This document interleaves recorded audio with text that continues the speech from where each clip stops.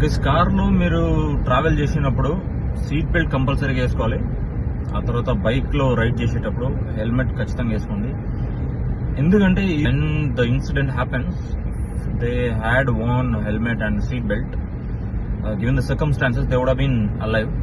కాకపోతే అది వేసుకోకపోవడం వల్ల ఎక్కువ డ్యామేజ్ అవడం వల్ల చనిపోతారు. ఇట్లా ఇన్సిడెంట్స్ చాలా జరిగాయి. ఎందుకు మా ఫాదరే 26 years ago ఆయన కూడా ఇట్లనే బండ్లో ఎక్కడికో అర్జెంట్గా వెళ్తుంటే హెల్మెట్ వేసుకోకపోవడం వల్ల అంటే బండి యాక్సిడెంట్ అయ్యి కింద పడిన తర్వాత మేజర్ ఇంజురీస్ అయితే బాడీకి ఏం లేవు. బట్ ఓన్లీ హెడ్కి వెనకాల మాత్రం కొంచెం బలంగా రోడ్డుకి హిట్ అవడంతో తల వెనక భాగంలో బాగా దెబ్బ తగలడంతో మా father he expired after being in the hospital for 7 days.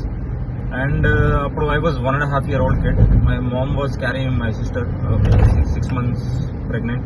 My father was doing very well in his life. If he has worn a helmet, I think our lives would have been far different as compared to what it is today. అంతేకాదు recently ఒక 2 years ago అట్లా మా friend వాళ్ళ father కూడా అట్లనే విలేజ్లో చాలా మంది అసలు హెల్మెట్ అనేది వేసుకోరు. ఆయన హెల్మెట్ వేసుకోకుండా రోడ్ క్రాస్ చేసేటప్పుడు ఎదురుగా వస్తున్న ఒక కారు హై స్పీడ్లో వచ్చి హిట్ చేసి హీ ఆల్సో హెడ్ ఇంజురీ, చోళ్ళలో అంతా బ్లడ్ వచ్చేసి దానివల్ల చనిపోయారు అనమాట. సో అంటే మనం ఏం కాదులే ఇక్కడ వరకు వెళ్ళి వచ్చేస్తాం అనుకుంటాం కానీ but we never know what's going to happen. So always better wear helmet and seat belt. So seat belt వేసుకోవడం కూడా చెప్తాను. ఇట్లానే మా రిలేషన్కి మా మామకి అని నేను చెప్పేటోని ఇట్లా సీట్ బెల్ట్ కార్లో సీట్ బెల్ట్ వేసుకోమా లేకపోతే బండిలో పోయినప్పుడు హెల్మెట్ వేసుకొని చెప్పేటోని.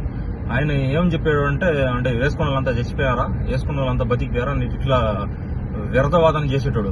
నాకు విపరీతమైన ఫ్రస్ట్రేషన్ అయ్యేది. ఇంకేం చెప్తాం వాళ్ళ పెద్దవాళ్ళకి. సరే గమనం అయిపోయినా ఒకరోజు ఆయన ఇట్లనే కార్లో ట్రావెల్ చేస్తున్నాడు, కూర్చున్నాడు అనమాట కో డ్రైవర్ సీట్ లో. ఇట్లా కార్ ట్రావెల్ చేస్తుంటే హై స్పీడ్ లో ముందర వాళ్ళకి ఆర్టీసీ బస్సు వెళ్తుంది.